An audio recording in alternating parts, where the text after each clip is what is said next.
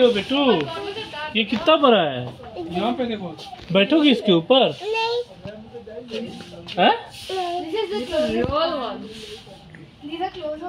10 feet होगा।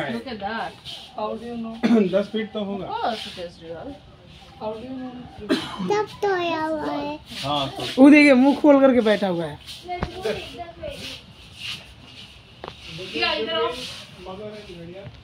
भैया इससे छोटा है, इससे बड़ा बड़ा होता है।